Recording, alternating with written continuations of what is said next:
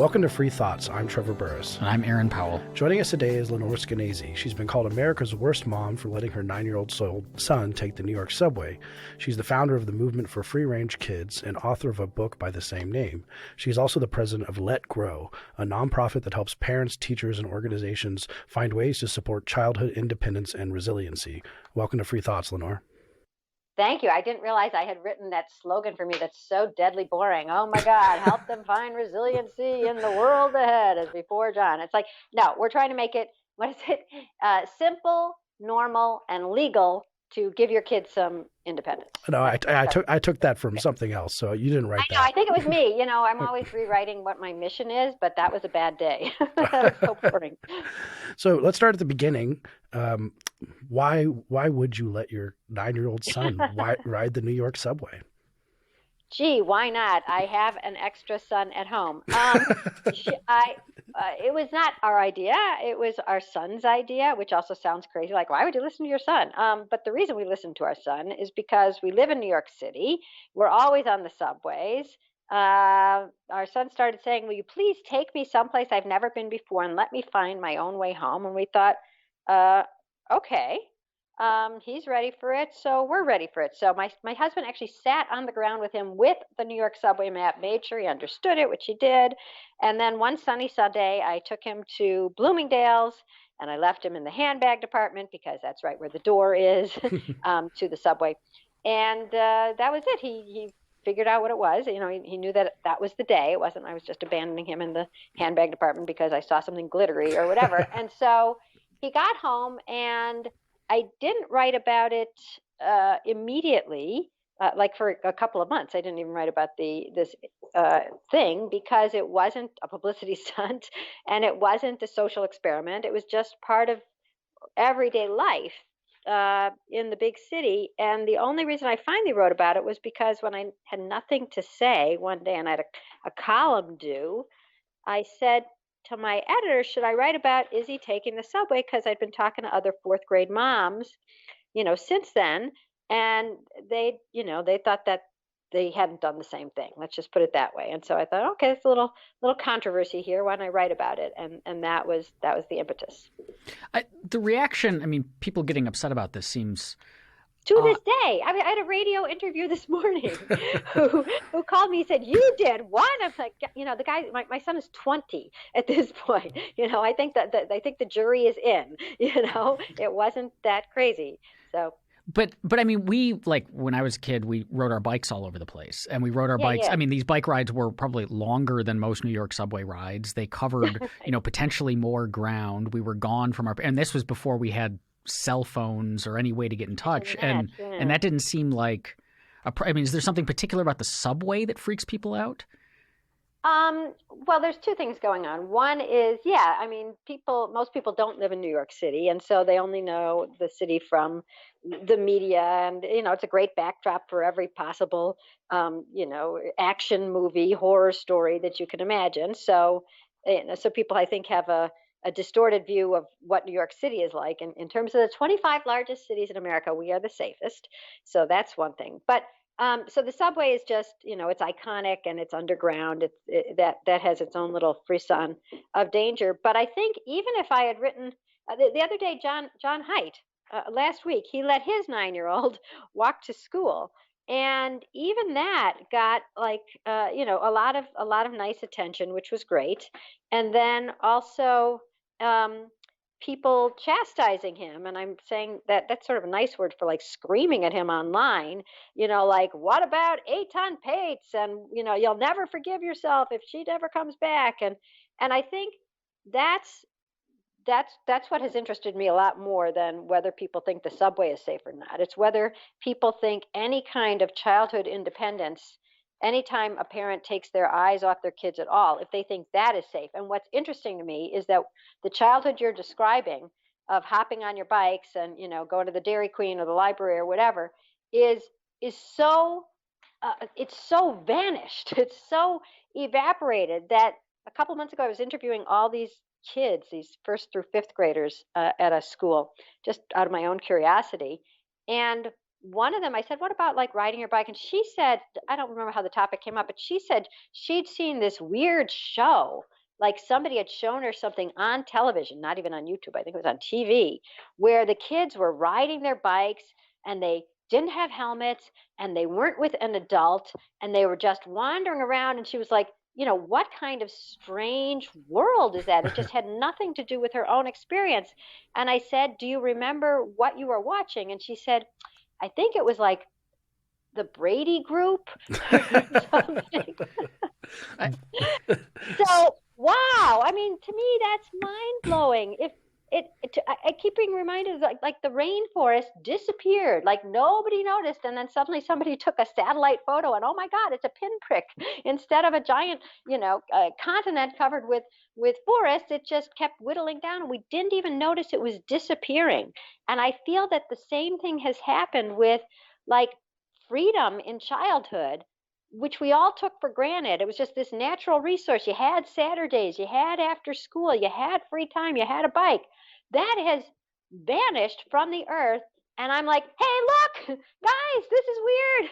Let's take it. What's lost when this is lost? And so that's me going off on a rant. And now I'll stop and you can ask another question. Well, so when did this, I mean, obviously it hasn't always been this way because any of us probably over the age of 30 have memories of childhood being exactly this horrifying time of riding your bike around by yourself. So when did this shift occur? That's a question I can't answer precisely. It feels like, diminishing, like the freedom has been diminishing probably since the 80s and then the 90s and now. And there are so many things that diminish it that don't look evil and probably actually aren't evil. But like after school, if you would have gone to the park, I mean, you're over 30 and maybe under 80. What did you ever do that? Did you go to the park after school without an agenda? All the time. Yeah, definitely. And then, I mean, every summer vacation, we just left the house in the morning. For the whole day, yeah. And my parents had no idea where I was. My mom used to blow a whistle, hoping that I was somewhere in earshot when it was dinner time, but that was about it. Yeah. I think that's getting rare. And one of the reasons is simply that after school, there's so many options and it starts seeming normal to put your kid in, if they're doing soccer. I just was talking to a guy who runs a bunch of soccer leagues. It's 4 days a week, right? So it's 2 hours each day. So say you get out of school, then someone has to get you to the soccer league. And then that someone's probably, often a parent or somebody else, with your family. And then they stay and they watch, because what are you going to do for 2 hours? You're going to go somewhere and then try to come back. That's not going to work. And besides of which, everybody else is sitting there. And then you're driven home. And then it's 6 o'clock. And then there's homework. And then there's reading. And then there's whatever. So there goes your free time. And it's not like somebody said, this is so dangerous, you must stay in the house and I'm going to lock the doors 15 times. It's that it gradually became normal not to have unsupervised time. The time was going to be spent in a way that was productive and safe and maybe even got you ahead because now, maybe you'll get a scholarship in soccer, or maybe you'll become a chess champion because you're going to chess class every day. And so suddenly the idea of unstructured, unsupervised time, it just became anachronistic. It evaporated. Well, how much do we think the fears? I was born in 1980, and so that was a time. I remember some of the things that were beginning to be discussed at that time, right, such as the satanic panic. So this idea that there were cultists out there who wanted to take kids, and we used to like kind of scare each other about that. Dungeons and Dragons, we talked about that. Stranger danger in general. There's always a panic, right? Yeah. Right. But all this stuff, I feel like it kind of grew as I was growing up. Now, of course, I was becoming aware of this stuff, but by the mid 90s or so, you had much more, I guess, quote unquote, received wisdom that there was poison and Halloween candy, and there were all these things around, and that seemed to grow in that period. And so now we all think that the world is more dangerous, and so some of it is unstructured time and trying to get your kid into the feeder preschool for Yale, and then making sure that they have they have all their piano and everything. But how much do you think it's fear too? Oh my gosh, I think it's fear mostly, and I actually think there's two fears, and that they just intertwine. And one is, the fear that your kid will be, poisoned by a stranger or abducted by the guy in the white van, and the other is that your kid won't get into Harvard. And those two combine to meaning that your kid can't have any unsupervised time, because either they will be in physical danger or they'll be in danger of falling behind. But the physical danger actually went from physical danger to falling behind to emotional danger. We can talk about them all, but the physical danger thing totally ramped up, basically the minute you appeared on Earth, because right before you got there, 1979, is the disappearance of Eitan Patz here in New York City, which people were yelling at Jonathan Haidt about online. Why aren't you thinking about a crime that occurred literally 40 years ago before you decide how to, if you should let your kid walk down the block? But that was really, there's a book on the history of American kidnappings, strangely enough. And the author, Paula Fass, who's a historian at Berkeley, said that when the Eitan story broke, the original theory about it, he was a kid who was age 6. He was taken from his bus stop on his first day of walking to school by himself in Soho in downtown New York City. The original thought, or the thought that the media put out, was that he had been kidnapped by some lovelorn lady who saw this beautiful little 6-year-old and wanted to raise him as her own. And so that's sort of where our mindset was then. It wasn't Law and Order yet, Law and Order SVU. And it took a little while for another theory to catch on, or not to catch on, to even sort of be mentioned, which was that, sometimes this will sound really weird, but some might be a guy and they might want to do something weird. So it's like, what? And it's almost like we lost our innocence. The American public was, not completely naive, but the idea of talking about a crime like that was so shocking that in her book, Paula Fass says it's almost like one of those rides at the carnival. It's thrilling, it's terrifying, it's horrifying. Let's do it again.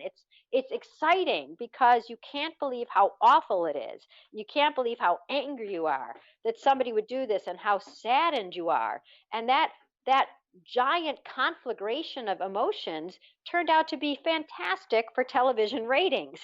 And so a couple of years later, when Adam Walsh is kidnapped, the son of John Walsh, and a terrible fate down in Florida, suddenly it seems like it's happening all the time. You have these two big stories. You have a mini series done on Adam Walsh, Adam's Song, I think it was called, that breaks literally all viewership records on television, and the producers go, get me more.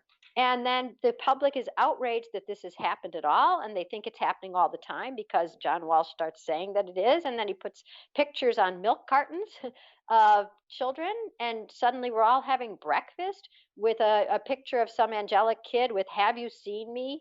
above the photo, and then never a mention that the vast majority of these kids were taken in custodial disputes between divorced parents or were runaways. These were not kids who were abducted by strangers, but we start believing they are. And once you think that your kid going out on a bike, your kid waiting at a bus stop may never come home because so many kids don't, of course, parents start changing the way they raise their kids. They start feeling that they have to watch them all the time. And I also was watching last night the Netflix documentary on Ted Bundy, and it is interesting to remember that. Do this to yourself. Well, they didn't even have a term serial killer. I remember growing up with the Ted Bundy trial. But then all of a sudden in the 70s, we start discovering that there are serial killers out there and some big name ones. And that seemed to add to it also. But I mean, on the other side, I didn't ride a bike with a helmet either, which was probably stupid. And there's a lot of things that were more dangerous than on like a product level where we should have probably been paying more attention. I think it's interesting when people say, I didn't ride a bike with a helmet and I turned out fine. It was like, well, yeah, because there's like a bunch of dead kids one back. isn't talking, right. Exactly. So isn't that something that we've gotten better at? Yeah, I mean, there's a couple of thoughts on. I mean, actually, helmets is a really interesting topic itself. You know, people sometimes say, "Well, we didn't wear seatbelts," and I'm like, "Yes, but whether or not you wear a seatbelt, of course, makes sense to wear a seatbelt." And either way, you're in a car going somewhere, so that hasn't changed your experience very much, except that there's a strap across you. And similarly, you could say that wearing a helmet doesn't change things much. Actually, I think it does, because it takes, my analogy for that is that bike riding used to be almost the same as walking someplace. It was just a way that you would get somewhere. And so it went from being sort of the equivalent of walking to the equivalent of riding a motorcycle, right? Because now you need a helmet, and that sort of changes our perception of who should be doing it at what age, and whether it's a dangerous activity ipso facto. And so I do think I'm pro helmet, but I think it did change even our perception of what it means to be a kid, to hop on your bike and ride your bike to your friend's house. It went from not even a second thought to, okay, honey, you got your helmet? Okay. It became, it sort of became more dangerous in our head than I think it actually is. But even so, I love helmets.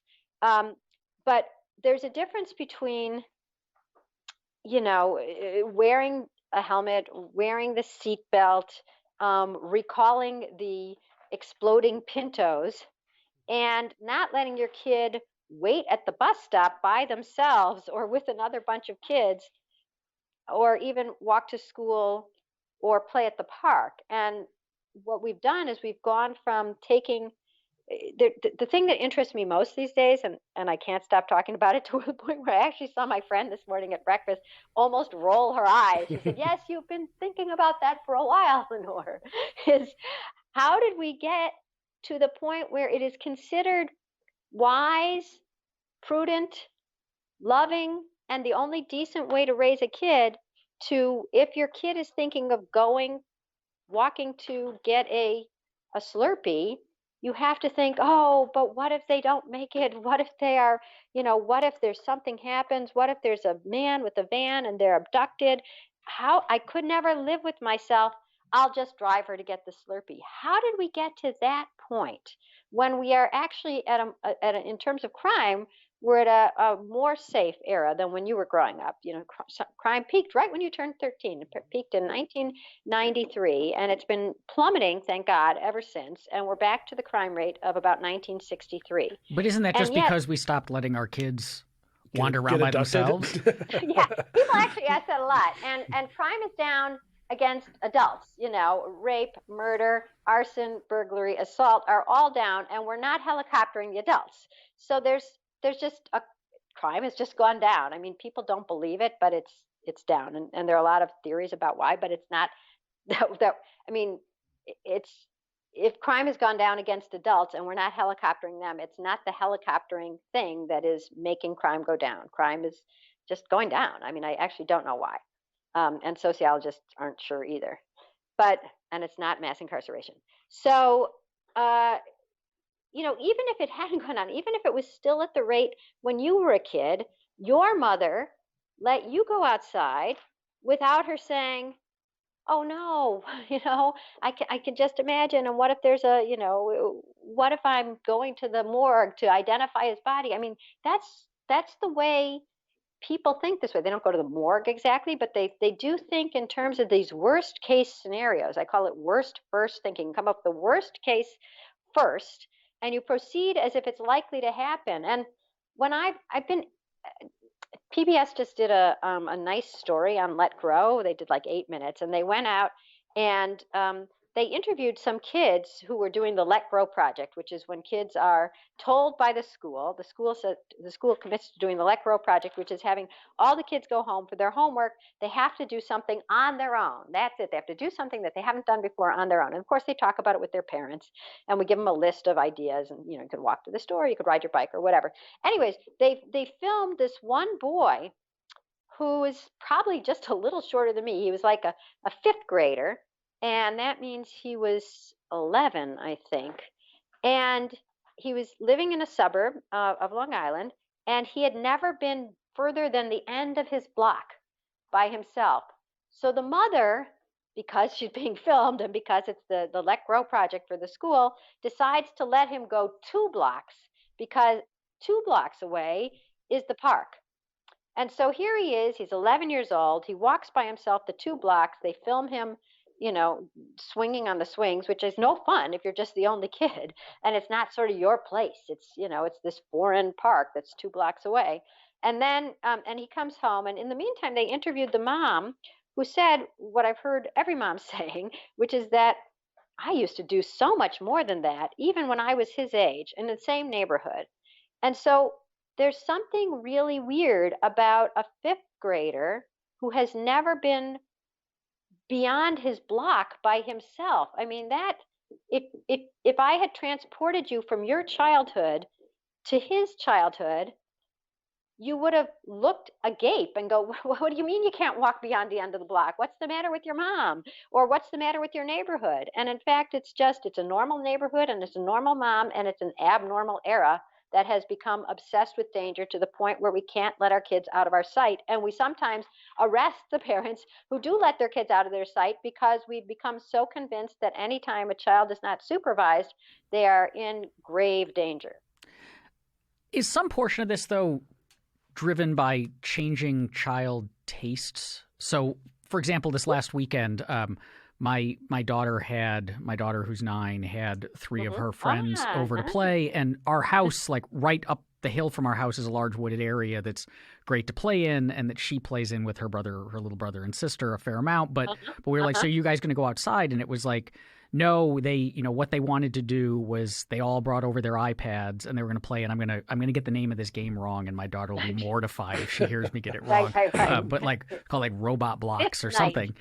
And they like, that was what they wanted to do. They wanted to sit around and play on their iPads together. And so is part of this just that like video games are a lot better than they used to be? Which is true. I'm sure that is part of it. The other thing is, if you haven't had the growing up, running around your neighborhood, building a fort, playing hide and go seek in the woods or playing tag, to think that you would suddenly love an activity, it's like, would I suddenly spontaneously love playing squash? Probably not. It's sort of what you grow up with. And because we haven't let kids gather together outside in packs, in groups, like I'm guessing you did, right? Yeah, so did we. I mean, we didn't play a lot of kickball and Barbies. I guess you didn't do that. Anyway, maybe you did. I blew them up with fireworks. That scares me. I found something that gives Lenore concern. There was a cautionary book about the boy who was blinded. Follow my leader. Anyway, blinded by fireworks. So, of course, they're going to play what they're familiar with, what they've gotten good at. Who wouldn't? So, part of it is that, the online world is extremely fun, and it's always there, and there's always somebody to play with. You don't have to negotiate, but part of it is that the kids haven't been meeting in the real world, so they meet up in the virtual world, and that's what they like. But Peter Gray, who's one of the other founders of Let Grow, he's a psychologist from Boston College, and he wrote a book that I love called Free to Learn, that John Haidt, who I keep quoting, who is another founder of Let Grow, keeps quoting Peter Gray too in his book, The Coddling of the American Mind. And Peter cites this study that was done, that was a survey actually, and it asked kids while they were online, would you rather be outside playing with your friends or here, or playing a game on your computer?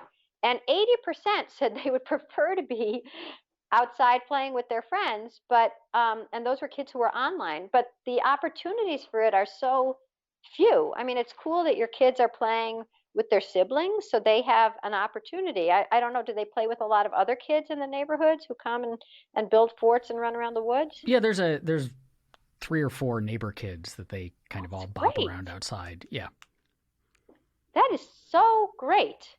I think that's what so many of us want for our kids, and it's rarer. Obviously hasn't disappeared because your kids are doing it. So that's cool. But I would just love to see more of that. And the Peter Gray angle that we've all latched onto is that when kids are doing that, there's no agenda and there's no adult saying, okay, it's your turn, then kids are learning all sorts of what are they? There's a word in education, social emotional learning, I guess it is. But they're learning, first of all, how to make something happen, which, when you're online, something automatically happens. You choose a game and there it is. But if you're just with a group of people, are you going to play tag? Are you going to build something? Are you going to be, robbers and cops and robbers? Are you going to be, princesses? Whatever. You have to decide what you're going to do. And then you have to get buy-in. And then if it starts being boring what you're doing, and you want to push it a little, because if something is too easy, you want to make it a little harder. And if something is too hard, you want to stop. I mean, so you're figuring out, first of all, your tolerance for risk. And then you're deciding amongst yourselves, are you going to do it this way or that way? Or we're going to play baseball with one, just with one handed or something. It's a bad idea. But then everybody has to vote on it. And that's like you start learning a little bit about democracy and compromise.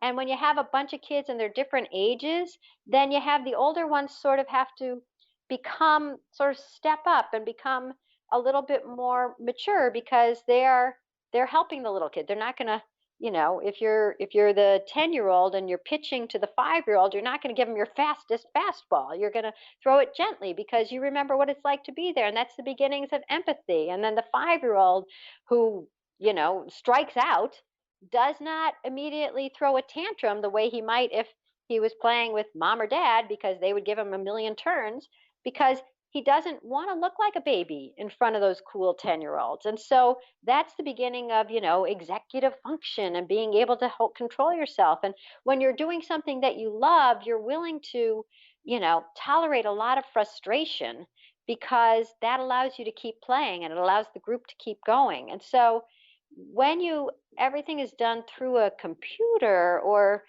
through an organized activity, it's not the same skill set. It's not that there's no skills being built, but the skills of getting along with each other and arguing, and then being able to deal with the fact that you were annoyed, but you want to keep playing. So, okay, the ball was out. It wasn't really out, but then you keep playing. Those are the skills that we're all worried that kids are not developing, because they're so there's always somebody there concierging them. And the example that John and I give a lot is this Parents Magazine article a couple of years ago.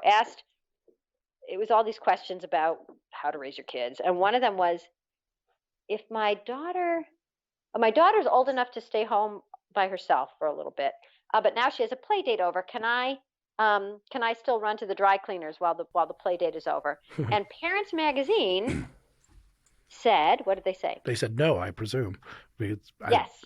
I'm not exactly sure why, because I guess kids together get into things that maybe a kid alone wouldn't get into. Yeah, basically it was that. I mean, it was the physical danger. First, they talked about some kid, always in New Jersey. When a journalist is making something up, they say New Jersey. But anyways, a kid in New Jersey had, microwaved some whatever and pasta, and it spilled on her, and she had to go to the doctor for a burn. So there's the physical danger. And then they said, and what if there's a spat? You want to be able to step in before anyone's feelings get too hurt. And yeah, I'm glad you're laughing. Why are you laughing? Let's unpack this. Well, I mean, I could see I definitely did things when my parents were gone. I mean, every kid does that. Experimented by microwaving an Oreo cookie until it caught on fire or something like that. That's fine. Really? But yeah, I mean, of course. But they catch on fire? If you microwave them long enough, yes. But the point of the spat thing, I mean, just resolving those yourself is like how you maintain friends, and learning that kind of socialization is extremely important. I mean, that sounds like a tattletale situation. The worst thing you could be is the person who runs to your mom to ask you to solve a problem with you and your friend. Right. I know, but exactly. That is exactly my point. And so what Parents Magazine and what the culture at large is telling parents is that, once again, your kids are in constant danger. They're in physical danger. They'll catch on fire. and they're in emotional, psychological danger. What if there's a spat and you're not there? So you're really undermining parents' belief in their own kids' development, and you're sort of overestimating the psychological trauma of a spat with a friend. You want to be able to intervene. Well, you intervene, when something terrible is going to happen, when the boulder is coming. To intervene in a spat assumes that your kid can't handle it and that emotionally they'd be scarred. I mean, it's just pointless to constantly intervene. But what is a friendship? It's a negotiation. And so to be telling parents don't trust children to be able to handle anything that you could handle as a kid, that time by yourself, that time with a friend, that time you got into a scrape, or the time you got into an argument, is really why I'm so upset with the culture all the time, because it's constantly suggesting that somehow this generation of kids can't handle anything physically, emotionally, or psychologically that all of us are damn proud that we handled.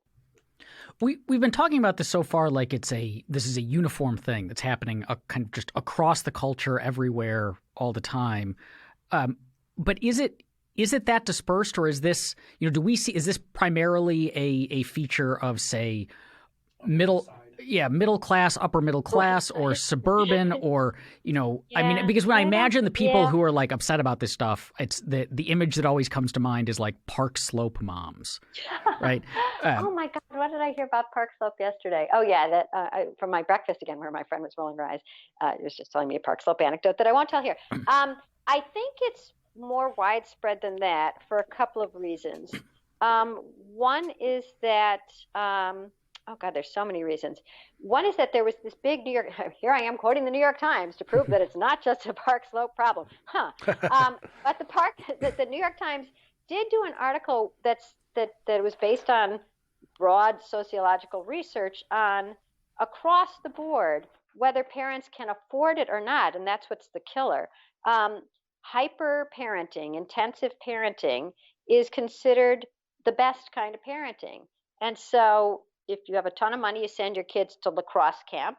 And if you have very little money, you're sending them nonetheless to an after-school program, run by some local organization, where they'll get extra homework help, and then extra this and extra that. So, or you're trying to make sure that you're spending the most time and money with the kids, even if you have very limited amounts of both. So it really is it's sort of a dogma that more parenting is better, and more money and more time and more supervision. So I don't think it's just the Park Slope moms, although that is certainly a hot spot on the map.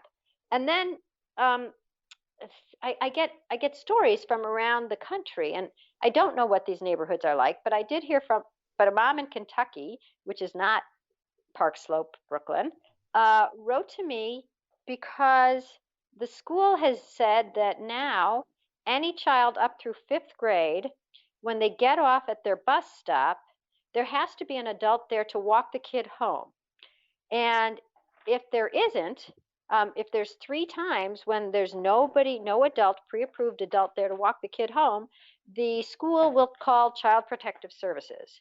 So that has nothing to do with being, wealthy, or even a choice that I want my kid to be with my kid all the time and to spend all this time. So she was upset because she has her father is at the house after school, and one time when the kid was being dropped off at the bus stop, the father happened to be the grandpa happened to be in the bathroom, so he missed. That was strike A. And strike B, the kid wasn't supposed to come home one afternoon, and so the grandpa wasn't around, and the kid came home, and so he wasn't at the bus stop. So she's so worried. What about the 3rd time? God forbid grandpa's, napping or has diarrhea, they're going to go to Child Protective Services as if they are negligent parents. That's crazy. And that's a mandate because of this national belief that anytime a child is unsupervised, they're in danger. And then I heard, not to pick on the South, but we have a case now of a mom outside of Atlanta, and I don't know if this is a Tony suburb or not, but her kid goes 2 blocks to the Y, He's 7 years old, and he has his swim lesson. And on his way back, across from the Y is a grocery store that always gives out free cookies. And so 3 times he has gone there to get a cookie, and 3 times somebody has called the CPS on them. And so they keep deflecting CPS, but it's like, don't we have any rights? Doesn't a 7-year-old have any rights to walk home from a swim lesson and get a cookie on the way? So there's something oppressive about this thought that, like, kids are in danger, and then we better teach those parents a lesson. And then once it seeps into the government, getting activated into these families' lives simply because they trust their kids or they trust their community, then that's what pushed me. That's why I'm talking to Cato.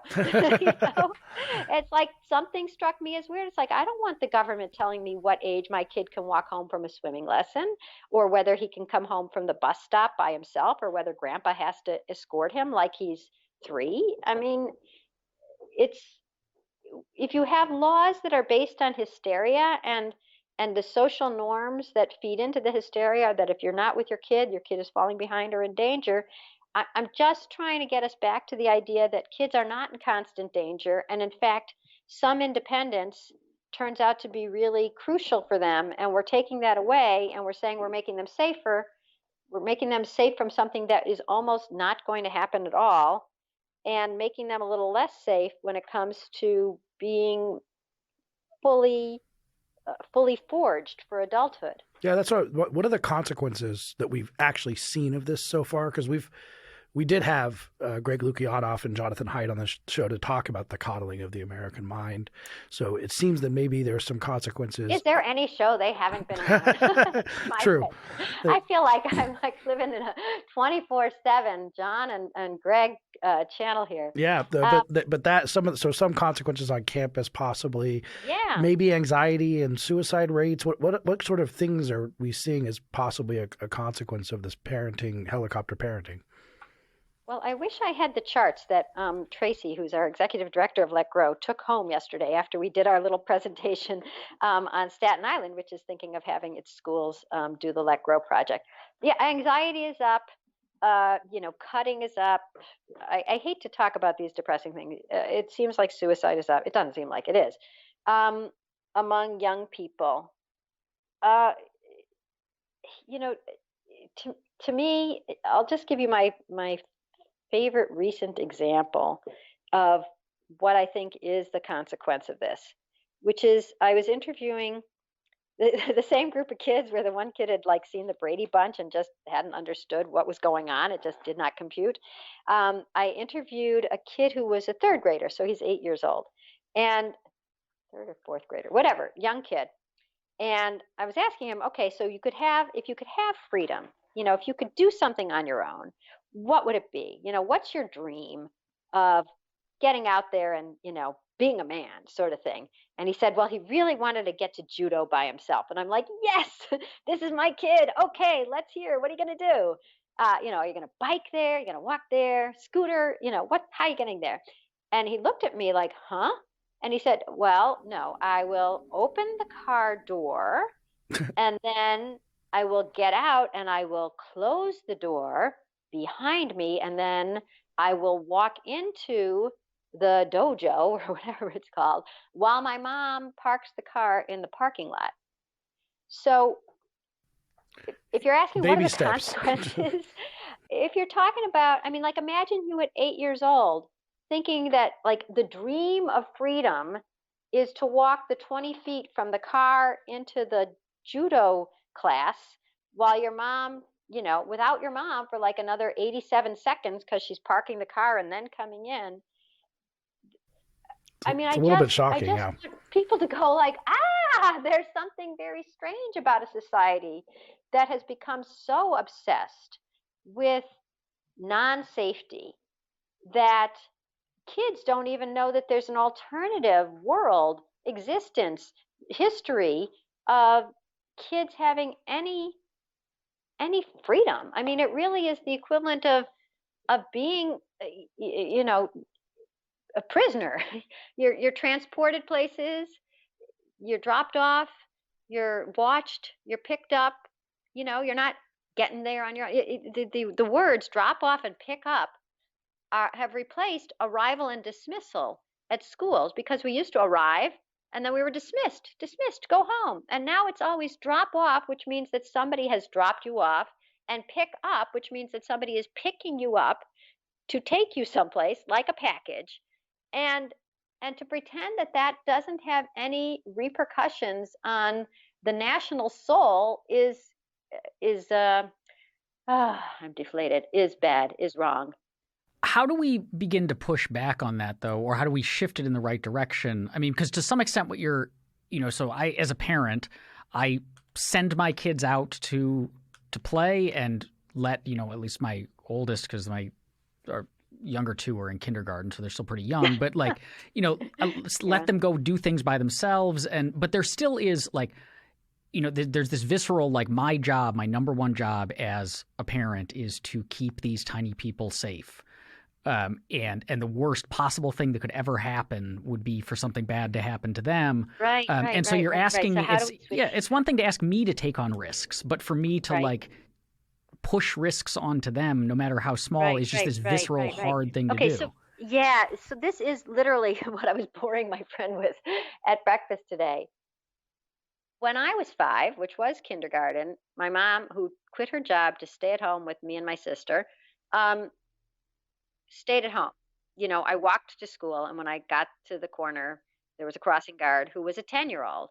And so what is fascinating is that my mom, whose whole job was same as yours, same as anybody's ever, to keep our, to make sure our children live till, after we're gone, didn't go through that litany of like, my job, my number one job is to keep them safe. These tiny children, no matter what, from even, a 1 in a billion chance I could never live with myself. That was not a mantra. Nobody thought that way. And it's not that she didn't care about my safety or want the best for me or think about her job, but her job was not always in terms of how would I feel if my child dies. That was just not the way we thought.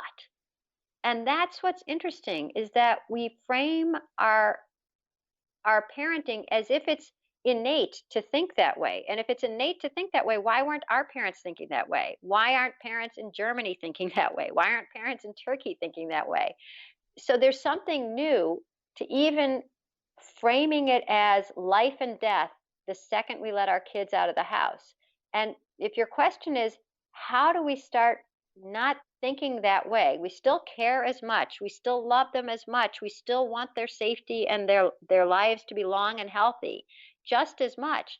But we don't immediately start with the death thing whenever we think about our kids. That is my question. I'm really working on that. And the only thing that I've seen that works is not listening to me for 47 minutes talk about, oh, there's never been a safer time to be children, and children are now having anxiety because we're not letting them go. And really, you have to think about the home of the free and the land of the brave. None of that works. The only thing that works is somebody, some impetus, and sometimes it's an accident, pushing you to give your kids freedom for one day, for them to go do something on their own. And when they come back, and you realize as they're walking through the door, that's my boy, look what he did. That feeling is the only thing that changes parents. That surge of pride. And I was talking last night to Helen Fisher, who is a psychologist, an anthropologist. She's well known. Anyways, and I was saying, to me, it seems like what's happening, because when I've seen parents excited by the Let Grow project, this thing that I'm pushing, which is the schools having the kids all go home and do something on their own, the parents' thrill level is so much higher than whatever the kid just did. The kid just went to and got, the bread for dinner, and to the parents, they're so ecstatic. I mean, it's great, but it is odd to me that they're beside themselves with joy at something that would have been completely anodyne a generation ago. And so I said to Helen, I was like, it's like they're feeling, it's like we all know that someday we won't be here. And the reason we have kids in a way is to make sure that like they go on, part of us goes on when we're gone. And until you see your kid do something independently, all you know is that they're safe because you're there, because you're with them, you've driven them, you've helped them, you've intervened if they were having a spat. But when they do something on their own, it's your first revelation that you've done your job and they will be fine when you are gone. And she said, I think that's it. She said it's not an it's not, she said it's not something psychological, it's Darwinian.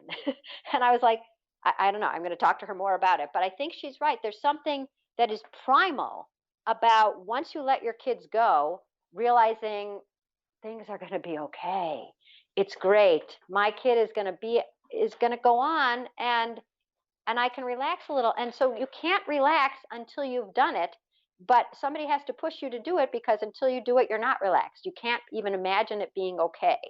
So the only thing that I think can really change parents and America is a gigantic push, which is what Let Grow is trying to do, of getting parents to just try once, just try this one thing. You must let your kid walk 2 blocks to the park, go get a Slurpee, play in the yard, climb a tree. Let them do it just that once, because the emotions will follow the action, but we have to push the action first. So that's that, and having schools stay open for free play after school. We call it the Let Grow Play Club. It's Peter Gray's idea. These are the two really basic free ideas that Let Grow is promoting, because if you have free play after school, you have all those things we were talking about before, all the social emotional things that go along with trying to make a game happen, and having fun with your friends and arguing, and different ages together, recreated in a place that parents feel is safe enough, which is at the school. So Free Play Club and the Let Grow Project are, they sound really simple, and they are really simple, and that's what we're pushing at the moment.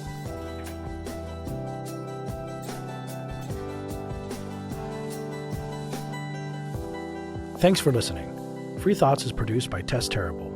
If you enjoy Free Thoughts, please subscribe to us on iTunes or wherever you get your podcasts. If you'd like to learn more about libertarianism, find us on the web at www.libertarianism.org.